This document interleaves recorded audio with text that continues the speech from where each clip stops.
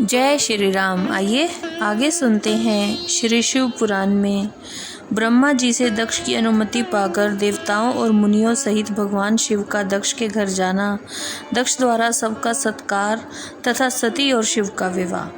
ब्रह्मा जी ने कहा, नारद, तदंतर मैं हिमालय के कैलाश शिखर पर रहने वाले परमेश्वर महादेव शिव को लाने के लिए प्रसन्नतापूर्वक उनके पास गया और उनसे बोला, वृषध्वज, सती के लिए मेरे पुत्र दक्ष ने जो बात कही है उसे सुनिए और जिस कार्य को वे अपने लिए साध्य मानते थे उसे सिद्ध हुआ ही समझिए। दक्ष ने कहा है कि मैं अपनी पुत्री भगवान शिव के हाथ में दूंगा, क्योंकि उन्हीं के लिए यह उत्पन्न हुई है। शिव के साथ सती का विवाह हो, यह कार्य तो मुझे स्वतः ही अभिष्ट है।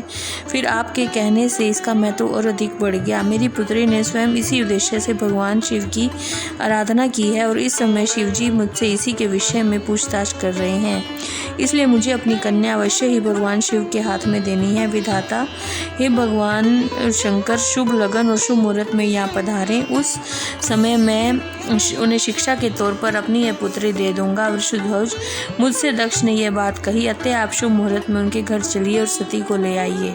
मुने मेरी ये बात सुनकर भक्तवत्सल रुद्र लौकिक गति का आश्रय ले हंसते हुए मुझसे बोले, संसार की सृष्टि करने वाले ब्रह्मा जी, मैं तुम्हारे और नारद के साथ ही दक्ष के घर चलूंगा, अतः नारद का स्मरण करो। अपने मरीचि आदि मानस पुत्रों को भी बुला लो। विधे, मैं उन सबके साथ दक्ष के निवास स्थान पर चलूंगा, मेरे पार्षद भी मेरे साथ रहेंगे। नारद लोकाचार के निर्वाह में लगे हुए भगवान शिव के इस प्रकार आज्ञा देने पर मैंने तुम्हारा और मरीचि आदि पुत्रों का स्मरण किया। मेरे याद करते ही तुम्हारे साथ मेरे सभी मानस पुत्र मन में आदर की भावना लिए शीघ्र ही वहां से आ पहुंचे।